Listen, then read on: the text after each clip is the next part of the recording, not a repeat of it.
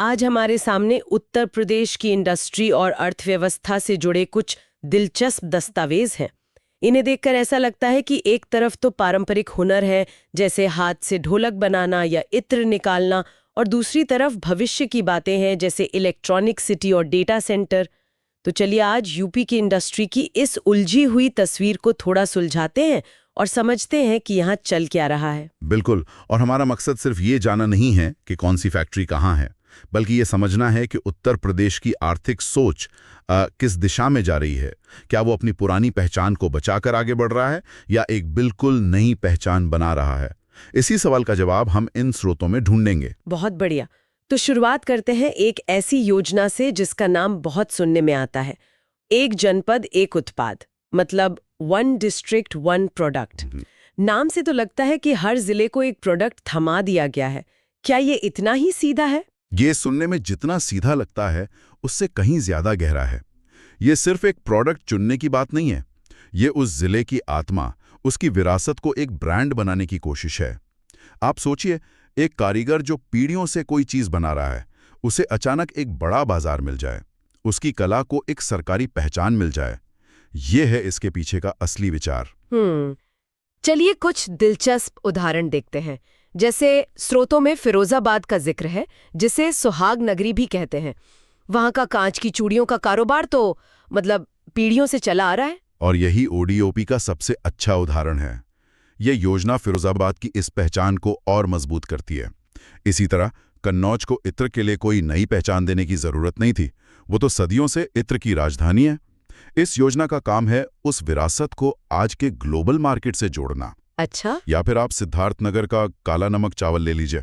ये सिर्फ एक चावल नहीं है, ये एक प्रीमियम एग्रीकल्चरल प्रोडक्ट है जिसे अब एक ब्रांड के तौर पर बढ़ावा दिया जा रहा है। मतलब ये कि जो चीज़ जहाँ की खासियत है उसे और चमकाया जा रहा है, जैसे लखनऊ की चिकनकारी और जरी जरदोजी या फिर भदोई के कालीन, ये तो पहले से ही मशहूर थे। हाँ, लेकिन अब अमरोहा की ढोलक, पीलीभीत की बांसुरी या चित्रकूट के लकड़ी के खिलौनों जैसे कम ज्ञात शिल्पों को भी वही मंच देने की कोशिश हो रही है। ये स्थानीय अर्थव्यवस्था को एक मजबूत आधार देने का एक बहुत बड़ा प्रयास है, इसमें कोई शक नहीं। तो ये तो हुई जमीनी स्तर की बात, जहां कारीगर अपने हुनर से जिलों की पहचान बना रहे हैं। लेकिन प्रदेश की बड़ी तस्वीर कैसी है? वो कौन से बड़े कारखाने हैं जिन्हें इसकी औद्योगिक रीढ़ की हड्डी माना जाता है? यहाँ कुछ बहुत दिलचस्प ऐतिहासिक तथ्य हैं। जैसे इन स्रोतों में बताया गया है कि कृषि के बाद सबसे ज्यादा रोजगार हथकरघा उद्योग देता है। अच्छा। और ये भी कि भारत की पहली चीनी मिल 1903 में देवरिया के प्रतापपुर में लगी थी। 1903 में? जी। इस एक कारखाने ने पूर्वी उत्तर प्रदेश के पूरे इलाके की, आप कह सकते हैं, किस्मत बदल दी। दशकों तक वहां की राजनीति, समाज और अर्थव्यवस्था सिर्फ गन्ने के इर्द गिर्द घूमती रही। और कानपुर को उत्तर भारत का मैनचेस्टर कहा जाना भी तो इसी औद्योगिक विरासत का हिस्सा है। आज के समय में कौन से बड़े सरकारी कारखाने हैं जो इस विरासत को आगे बढ़ा रहे हैं? अगर हम परिवहन और रेलवे की बात करें तो वाराणसी में डीजल लोकोमोटिव वर्क्स यानी डीएलडब्ल्यू है। डीएलडब्ल्यू, हाँ सुना है। ये वो जगह है जहां देश भर की ट्रेनों के लिए शक्तिशाली डीजल इंजन बनते हैं। इसी तरह रायबरेली में एक आधुनिक रेल पहिया कारखाना है। रक्षा और एरोस्पेस का सामान भी बनता है यूपी में। ये थोड़ा चौंकाने वाला है। हाँ बिल्कुल। हिंदुस्तान एरोनॉटिक्स लिमिटेड, जिसे हम HAL के नाम से जानते हैं, उसकी कई इकाइयां लखनऊ, कानपुर और अमेठी में हैं। HAL? जी, ये वो कंपनी है जो भारतीय वायु सेना के लिए विमान बनाती हैं और उनकी मरम्मत करती हैं। तो हाँ, फाइटर जेट के कलपुर्जे और उनकी सर्विसिंग यहीं उत्तर प्रदेश में होती है। अच्छा।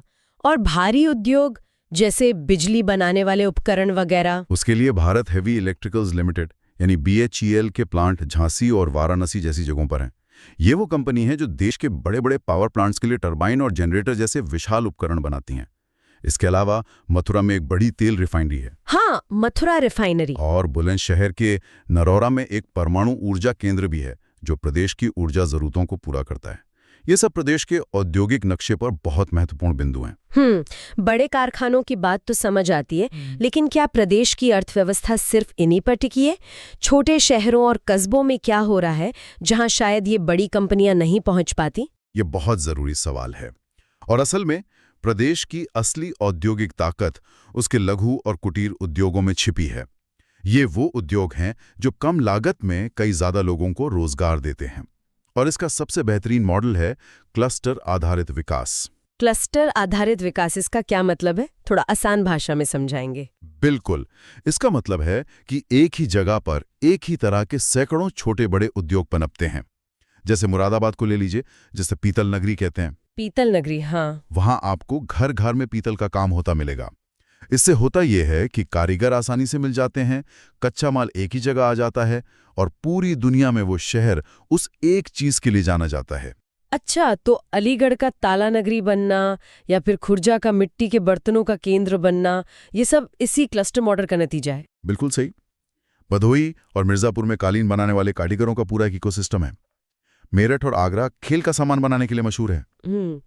इन क्लस्टर्स की चुनौती होती है स्केल और मॉडर्न मार्केट तक पहुंचना, और यहीं पर एक जनपद एक उत्पाद जैसी योजनाएं इनकी मदद करने की कोशिश करती हैं। ये सब अपने आप तो नहीं हो रहा होगा, मतलब इतने बड़े पैमाने पर उद्योगों को जमीन देना, उनके लिए सड़क, बिजली, पानी का इंतजाम करना, इस सब के पीछे कोई योजना तो होगी। हाँ, यहीं पर औद्योगिक विकास प्राधिकरणों की भूमिका आती है। हम सब ने नोएडा का नाम सुना है। नवीन ओखला औद्योगिक विकास प्राधिकरण। हाँ, नोएडा तो बहुत सुना है। नोएडा को इसी मकसद से बसाया गया था कि दिल्ली के पास एक ऐसा प्लान्ड औद्योगिक शहर हो जहां कंपनियों को हर तरह की सुविधा मिले। और नोएडा की सफलता के बाद तो जैसे इसकी एक होड़ सी लग गई। ग्रेटर नोएडा, फिर गोरखपुर में जिडा, लखनऊ में लीडा, जौनपुर में सीडा, ये सब उसी मॉडल पर बने हैं। जी, इन सभी प्राधिकरणों का एक ही काम है, उद्योगों के लिए एक जमीन तैयार करना। ये सिर्फ जमीन नहीं बेचते, ये एक पूरा माहौल बनाते हैं। और जब उद्योग निर्यात करना चाहते हैं तो उनके लिए विशेष आर्थिक क्षेत्र यानी SEZ बनाए गए हैं। SEZ, ये क्या होता है? ये तो हम बहुत सुनने को मिलता है। देखिए, आप SEZ को देश के भीतर एक छोटा सा ड्यूटी फ्री द्वीप समझ सकते हैं। अच्छा। यहाँ काम करने वाली कंपनियों को टैक्स में कई तरह की छूट मिलती है, नियम कानून आसान होते हैं और सारा ध्यान इस बात पर होता है कि वो ज्यादा से ज्यादा सामान बनाकर विदेश में बेचें, ताकि विदेशी मुद्रा आए। बिल्कुल। नोएडा और कानपुर ऐसे बड़े निर्यात केंद्र हैं। तो ये तो हुई आज की बात, लेकिन भविष्य कैसा दिख रहा है? क्या उत्तर प्रदेश सिर्फ पारंपरिक उद्योगों और कारखानों पर ही निर्भर रहेगा या कुछ नया भी हो रहा है? भविष्य की दिशा इन स्रोतों में बहुत साफ दिखती है, और वो है थीम आधारित विकास। यानी अब जेनेरिक औद्योगिक क्षेत्र नहीं, बल्कि किसी एक खास उद्योग को समर्पित पूरे के पूरे शहर या पार्क बसाए जा रहे हैं। जैसे कि कोई उदाहरण है? कई हैं। जैसे ग्रेटर नोएडा में एक टॉय सिटी विकसित की जा रही है, जिसका मकसद सिर्फ खिलौना बनाने वाली कंपनियों को आकर्षित करना है। कन्नौज, जो इत्र के लिए मशहूर है, वहां एक परफ्यूम पार्क बनाया जा रहा है। परफ्यूम पार्क, वाह जी। औरैया और कानपुर में प्लास्टिक सिटी है। ये एक बहुत ही फोकस्ड स्ट्रैटेजी है। और टेक्नोलॉजी के क्षेत्र में क्या IT और सॉफ्टवेयर पर भी काम हो रहा है? बिल्कुल। नोएडा, लखनऊ, प्रयागराज और कानपुर में सॉफ्टवेयर टेक्नोलॉजी पार्क हैं। ग्रेटर नोएडा में एक विशाल नॉलेज पार्क है जहां कई बड़े शिक्षण संस्थान हैं। लेकिन जो सबसे महत्वाकांक्षी योजना दिखती है वो है रक्षा औद्योगिक गलियारा, यानी डिफेंस इंडस्ट्रियल कॉरिडोर। अच्छा, एक पूरा डिफेंस कॉरिडोर, ये तो बहुत बड़ा प्रोजेक्ट लगता है। इसका जमीनी मतलब क्या है? क्या अब तोप के गोले और सैन्य वाहन भी यूपी में बनेंगे? इसका मतलब यही है। ये गलियारा अलीगढ़ से शुरू होकर आगरा, लखनऊ, कानपुर, चित्रकूट और झांसी तक जाएगा। इस पूरे रास्ते में ऐसी कंपनियां लगाई जाएंगी जो रक्षा क्षेत्र के लिए काम करती हैं। जैसे? चाहे वो ड्रोन बनाएं, बुलेट प्रूफ जैकेट बनाएं या लड़ाकू विमानों के पुर्जे, ये प्रदेश की औद्योगिक प्रोफाइल को पूरी तरह बदलने की क्षमता रखता है। इस पूरे विशाल ढांचे को चलाने के लिए इसके पीछे की मशीनरी क्या है? मतलब वो कौन सी संस्थाएं और नीतियां हैं जो इन सब योजनाओं को हकीकत में बदल रही हैं? इस मशीनरी की जड़ें काफी पुरानी हैं। इन स्रोतों के अनुसार कानपुर में उत्तर प्रदेश वित्तीय निगम यानी UPFC जैसी संस्था 1954 में ही बन गई थी। 1954 में? जी, जिसका काम उद्योगों को कर्ज देना था। समय के साथ कई और निगम बने, लेकिन असली बदलाव हाल के वर्षों में लाई गई नई नीतियों से आया है। जैसे कि स्टार्टअप नीति 2020। यूपी और स्टार्टअप्स, ये दोनों शब्द एक साथ सुनने में थोड़े नए लगते हैं। राइट। आमतौर पे हम बैंगलोर या हैदराबाद के बारे में सोचते हैं। और यही सोच बदलने की कोशिश है। इस नीति का लक्ष्य सिर्फ स्टार्टअप्स को बढ़ावा देना नहीं है, बल्कि लखनऊ में देश का सबसे बड़ा इंक्यूबेशन हब बनाना है। Incubation hub. इंक्यूबेटर एक ऐसी जगह होती है जहां नई कंपनियों को शुरुआत में हर तरह की मदद मिलती है, ऑफिस की जगह से लेकर मेंटरशिप तक। और इसी तरह की एक डेटा सेंटर नीति 2021 का भी जिक्र है। ये डेटा सेंटर क्या चीज है और इसकी नीति की क्या जरूरत पड़ गई? डेटा सेंटर को आप इंटरनेट का महागोदाम समझ सकते हैं। महागोदाम। दिलचस्प है। हम और आप जो भी डेटा ऑनलाइन स्टोर करते हैं, हमारी तस्वीरें, ईमेल, वीडियोस, वो सब इन्हीं विशाल डेटा सेंटरों में सुरक्षित रखा जाता है। जैसे जैसे देश डिजिटल हो रहा है, इन डेटा सेंटरों की मांग आसमान छू रही है। ये एक खरबों डॉलर का उद्योग है और उत्तर प्रदेश इस नीति के जरिए इसका एक बड़ा केंद्र बनना चाहता है। ये दिखाता है कि राज्य की सोच अब पारंपरिक निर्माण से आगे बढ़कर डिजिटल इंफ्रास्ट्रक्चर पर केंद्रित हो रही है। तो आज की हमारी ये पड़ताल गोरखपुर के पारंपरिक टेराकोटा शिल्प से शुरू होकर ग्रेटर नोएडा के भविष्य के डेटा सेंटर तक पहुंची। एक ही प्रदेश के अंदर उद्योग के ये दो अलग-अलग सिरे देखना वाकई कमाल का है। ये विश्लेषण यही दिखाता है कि उत्तर प्रदेश की अर्थव्यवस्था एक दौराहे पे खड़ी है, जहां परंपरा और आधुनिकता एक साथ चल रही हैं। एक तरफ वो अपनी सदियों पुरानी कला और शिल्प को सहेज कर बाजार दे रहा है, तो दूसरी तरफ वो डिफेंस कॉरिडोर और डेटा सेंटर जैसी भविष्य की तकनीकों में भारी निवेश कर रहा है। ये एक दिलचस्प संतुलन है।